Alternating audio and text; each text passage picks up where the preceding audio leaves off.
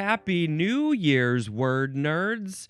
If you are checking out this podcast on YouTube or the audio places, if you are checking it out on the day that it is airing or very close to the day that it is airing, you will know that it is the year now 2026, a very random set of numbers, kind of.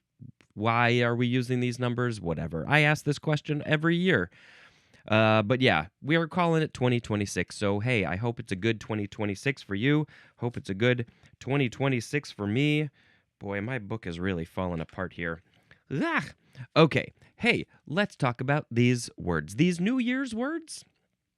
The first word is garnet, Garnet. Oh, garnet. I forgot to get a banana. Nope, wait, I got a banana. Okay, this is a noun from the 14th century. Number one, a brittle, ooh, this is a long definition.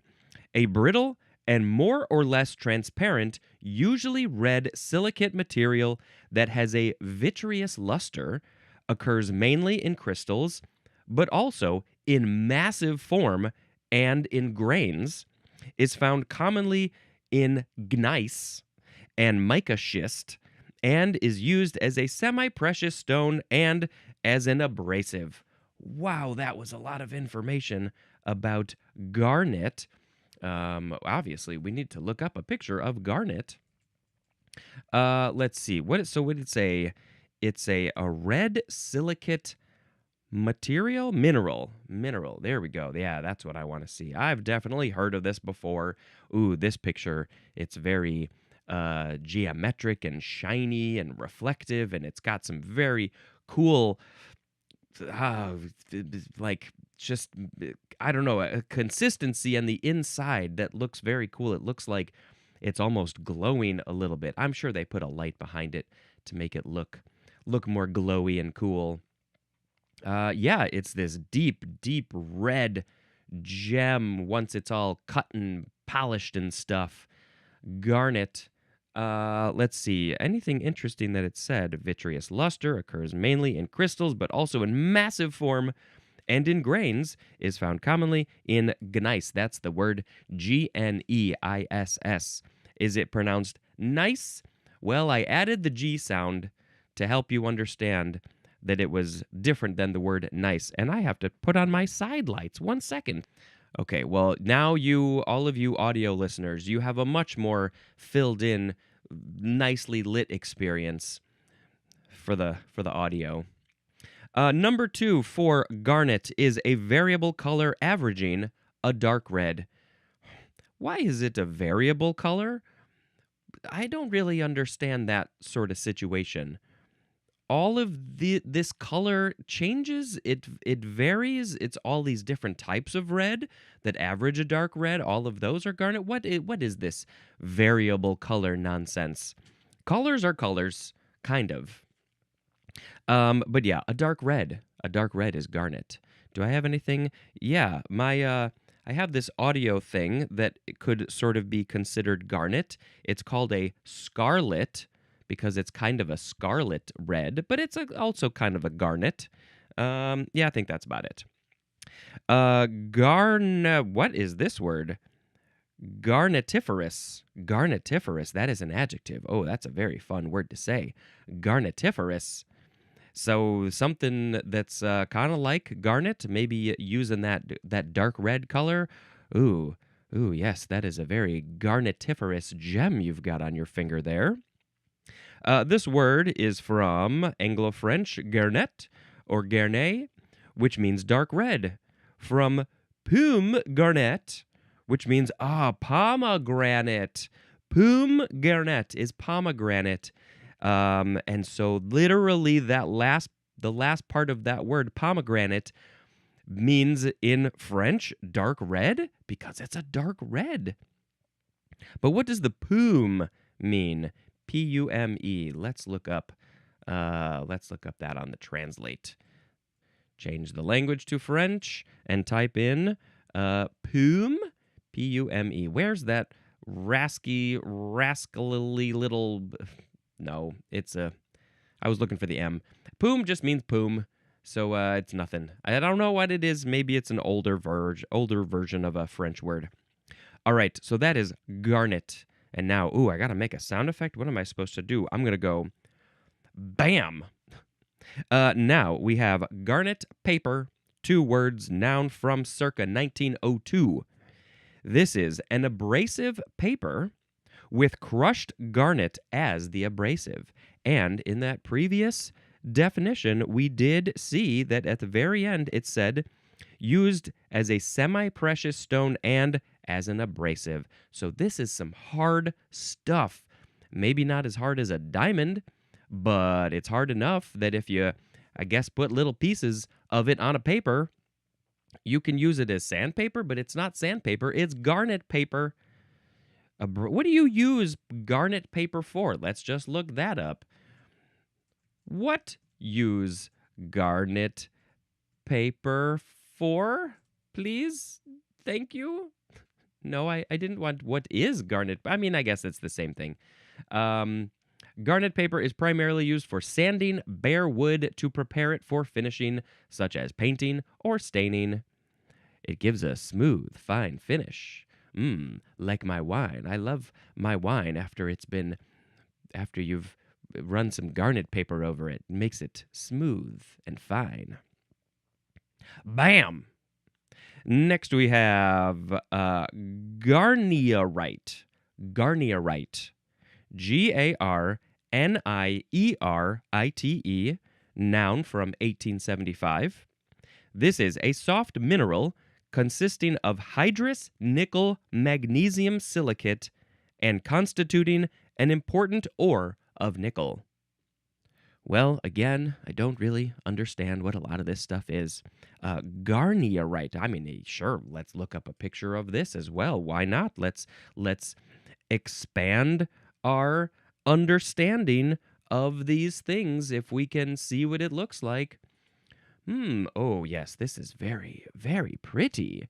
A lot of this is showing me a green shade, shades of green. There's a lot of these that are these sort of like little round rocks that have been smoothed and polished, and they have this kind of like a seafoam green shade. Some of these have like a deeper green. The ones that are more raw, that haven't been polished in any way, those definitely have a little bit of a darker green tone to them. And garnierite. Okay, so what is it again? Soft mineral consisting of hydrous nickel magnesium silicate and constituting an important ore of nickel, whatever that means. So this word is from Jules, would you pronounce it Garnier? This person, Jules, was a French geologist who died in 1904.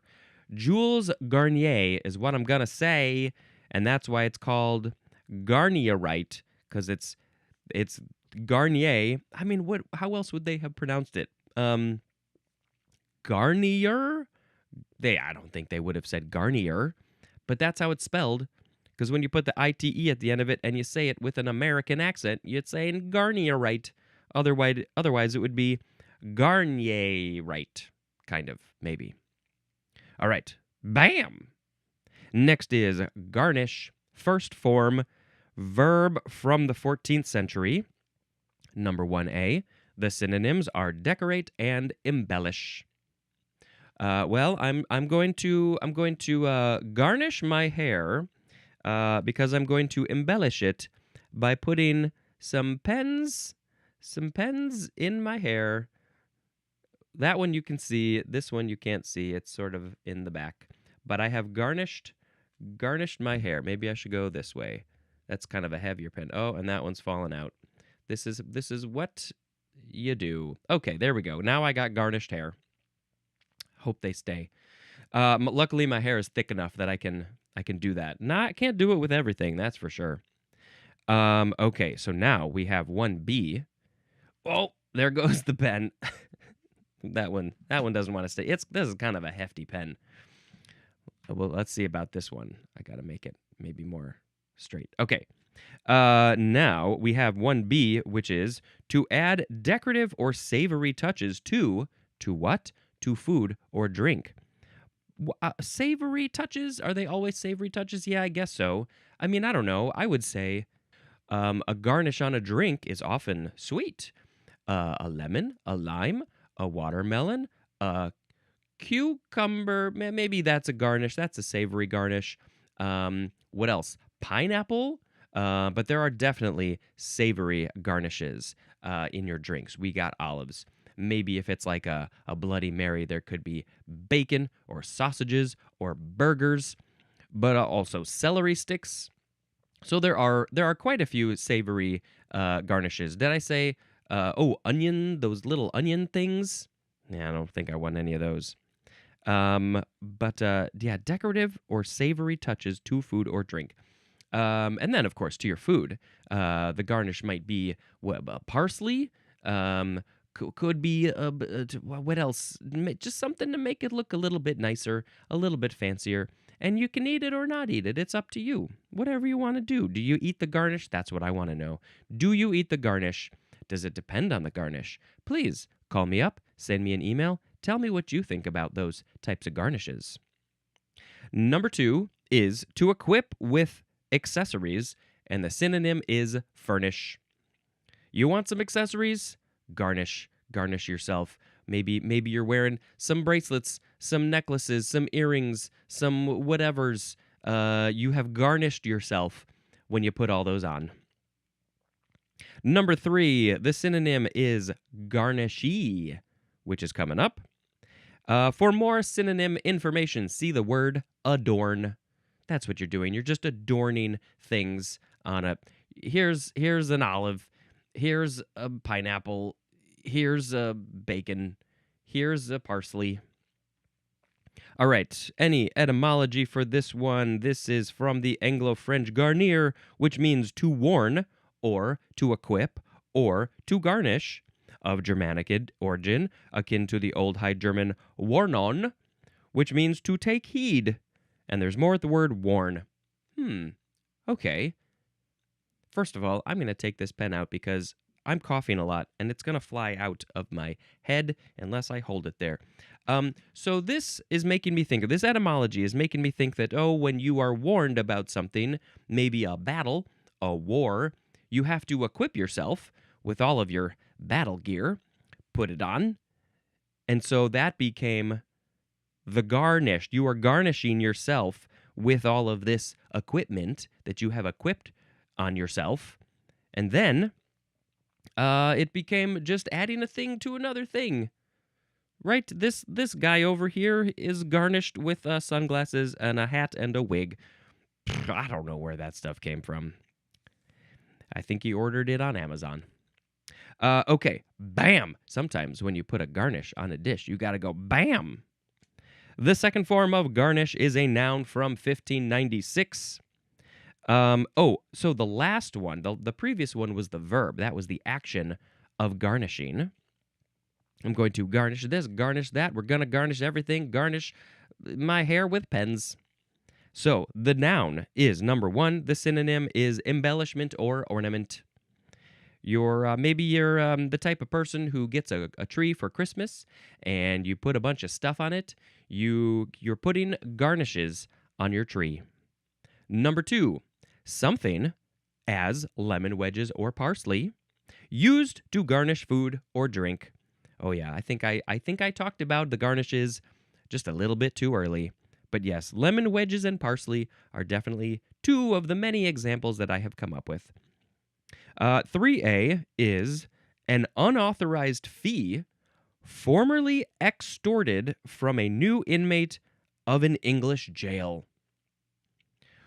A fee formerly extorted from a new inmate. So in England, what I think it's saying is that this used to happen, not now, but it used to happen that when a new person would go to this jail in England, then somebody would take a fee from them. Now, who would be taking this fee? Is it the warden? Is it the cops who work there?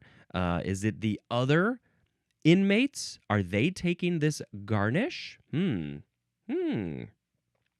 3B is a similar payment required of a new worker. I mean, I have heard of like garnishing wages, which I think I mentioned previously, but this was not about that. I mean, this one is about that. It's about taking a fee from somebody, but it's about a new worker specifically. I always thought garnishing wages was about.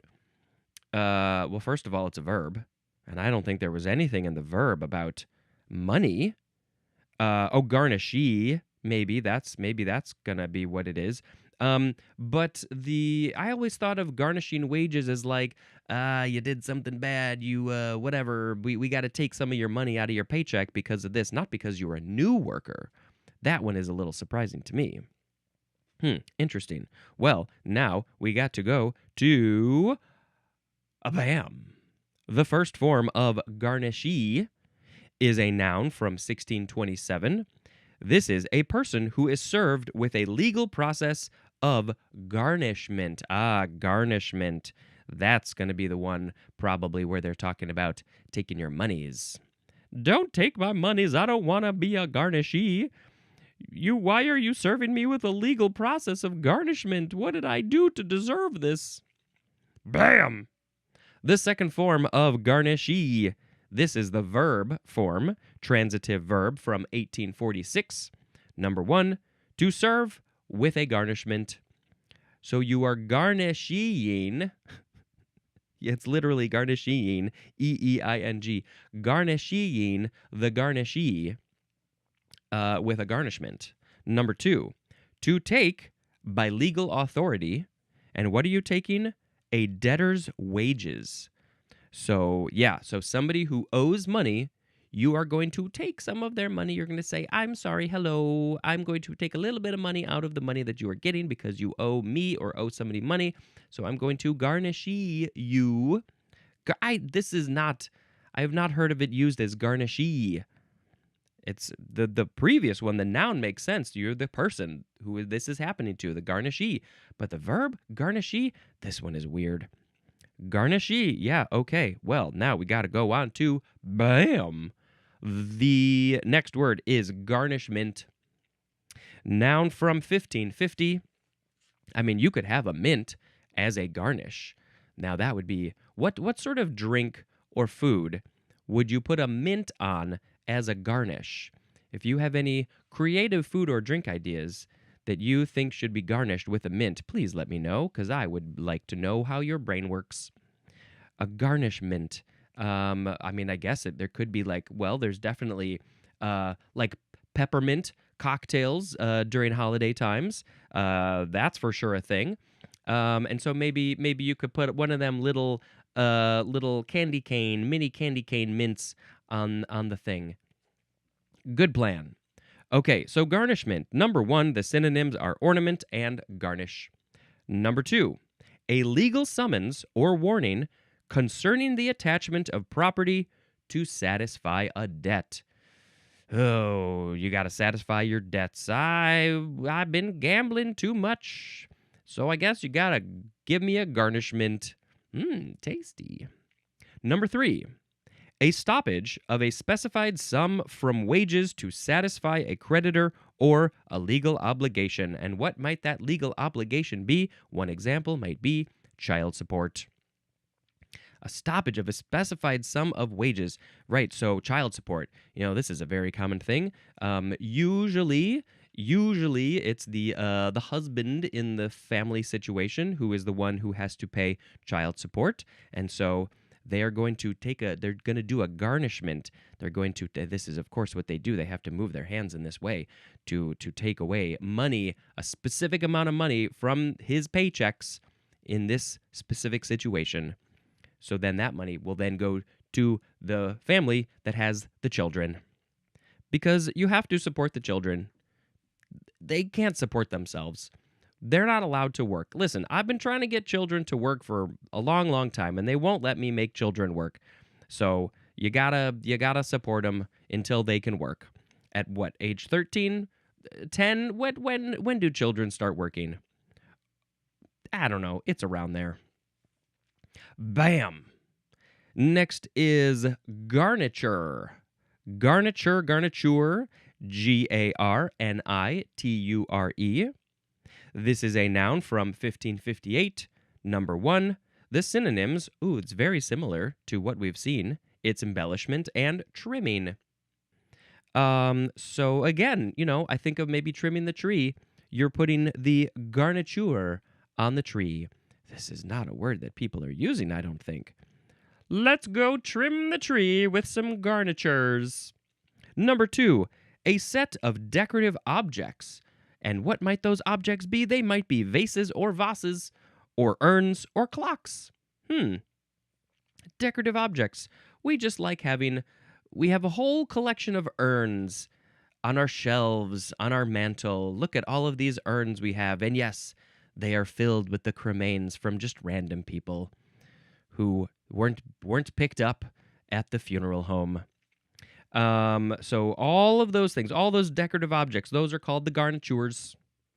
This word is Middle French. It means equipment.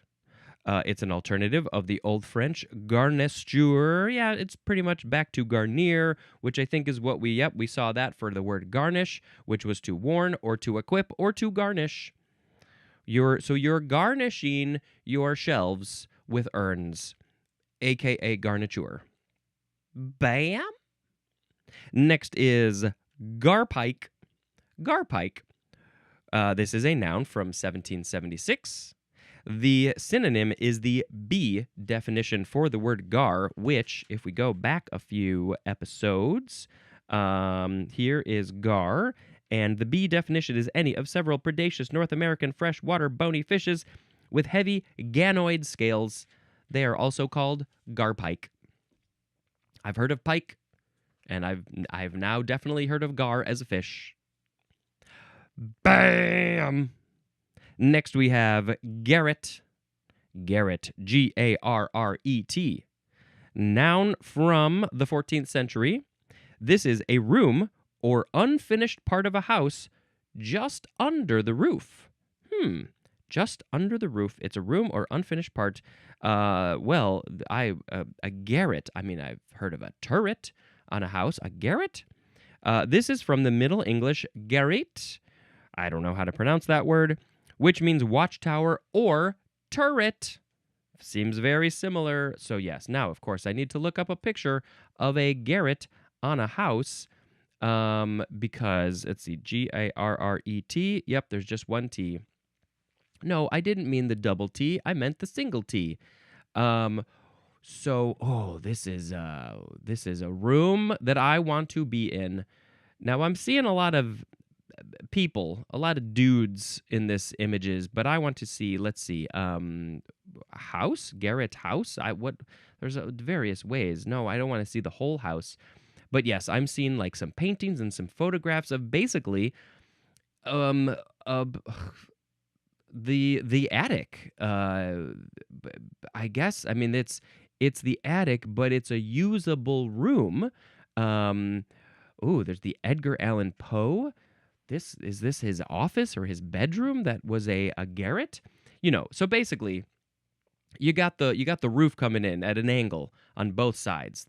So your room is getting scrunched in a little bit. You don't have the full boxy room shape. You got those angled ceiling walls. It's not the ceiling and they're not the walls. They're the ceiling walls. I love these types of rooms. I don't know. They're just different and unique and weird, and I didn't know they were called a garret. What's this picture? Is somebody just sitting on the boards? This is a very unfinished attic. I think my parents should finish their attic. It would be very short. You have to be scrunched over. It's not very big. And, you got to have a floor installed. It would be very difficult. But then it could be a garret. Also, you need a ladder to get in there. It's very difficult. Okay. My goal is to live in a garret when I am old. I had no idea about this word. Bam? Next is garrison. First form, noun from the 15th century. Number 1, a military post, especially a permanent military installation. What is the military installing? Is it buildings? Is it people who work in those buildings? A military post. The military is like, well, yeah, we need people here.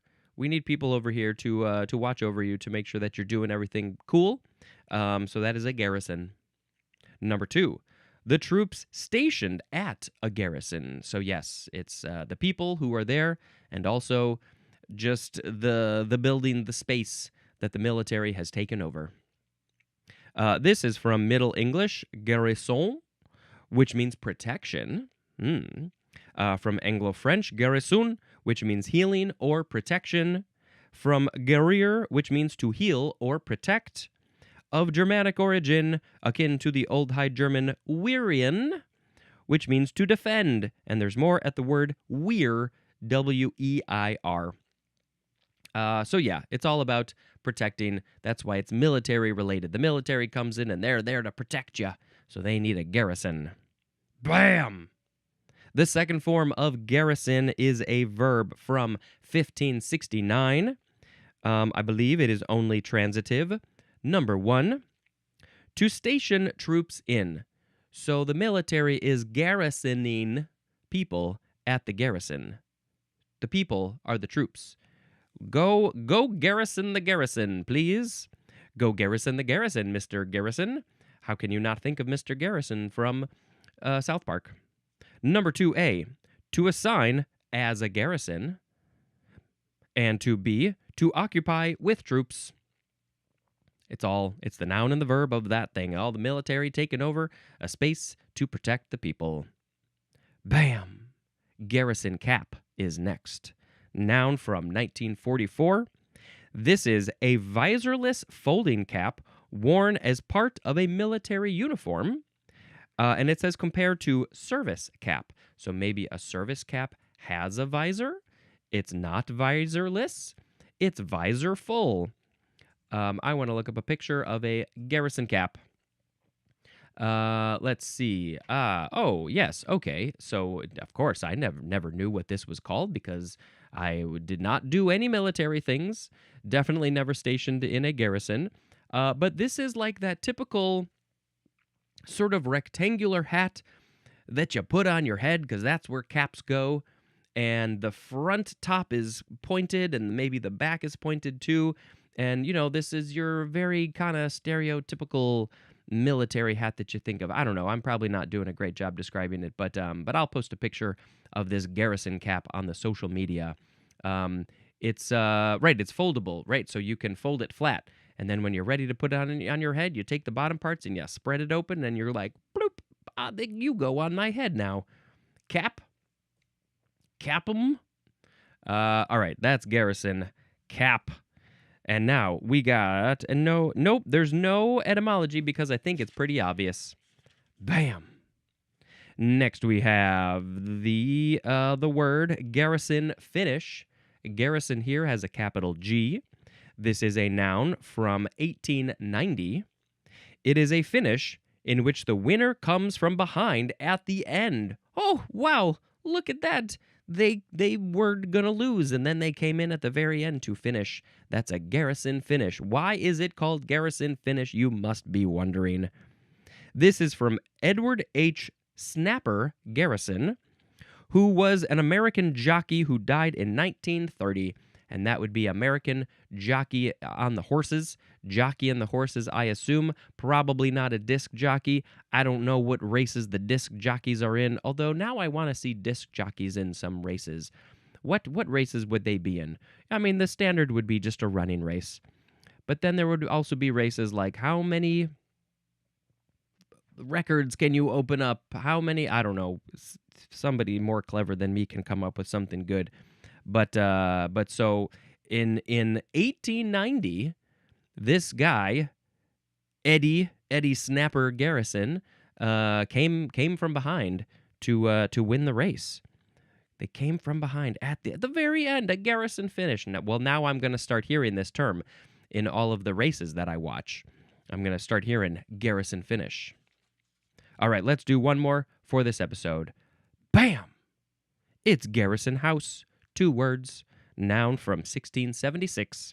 Number 1, a house fortified against attack. Because it's all about protection. How do you How do you protect your house? How do you fortify your house for protection? Do you put bars in the windows? Do you put in, I don't know, the gates that come down over the windows and the door? Do you build all of your walls out of brick and metal and other things that are hard to get through? What, I don't know, maybe just put spikes on your house. I think that's the best way. Just spikes, just pointed out at them. Then they move. Maybe you, like a foosball table, you can grab them from the inside and you can move them back and forth to get rid of the zombies. Number 2, the synonym is blockhouse. Number 3, a house having the second story overhanging the first in the front. Now I did look up. What did I look? Oh, garret house. That's what I looked up. But let's look up garrison house. It seems this one seems a little bit different. The house having the second story overhanging the first in the front. So here is a picture that I have found where the second floor, the floor of the second floor is wider than the first floor. And what is the point of this? Why would you do this? Does this have a practical usage? Were you like, well, I just want a couple extra feet on the second floor, and my name is Garrison, and I'm going to build this house, so it's a garrison house. Yes, I'm very curious about that. Maybe there's a garret in the garrison house. Okay, no etymology, because it mostly comes from garrison, which is all about protecting. Would this garrison house, is that better for protection? I don't know. All right, let's pick a word of the episode. What would you pick? You can let me know in email form, voicemail form, DM form, whatever you want. Today we had garnet, garnet paper, garnierite, garnish, garnish, garnishee, garnishee, garnishment, garniture, garpike, garret, garrison, garrison, garrison cap, garrison finish, and garrison house. I believe that I shall pick garret as the word of the episode. I want to sleep in a garret. I want to sleep in a garret. You can put a desk in there so you can do some work, but also you can put a bed in the garret room. It's also called the attic. Garret. All right, that was fine.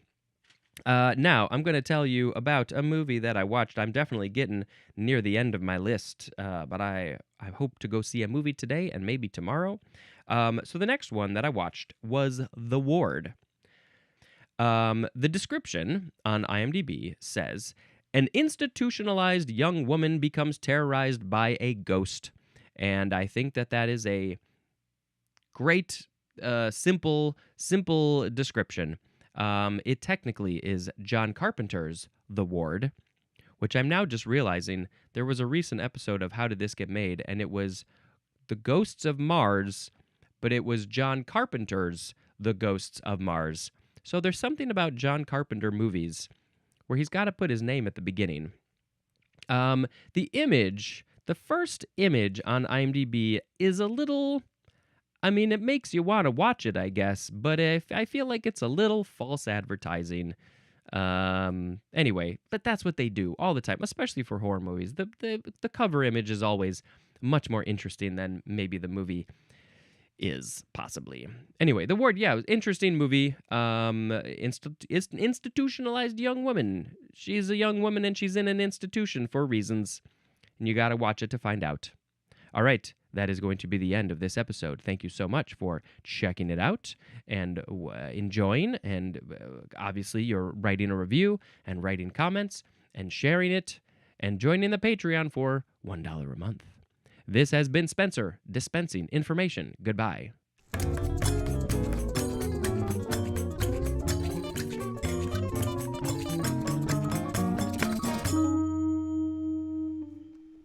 Whoa! What the?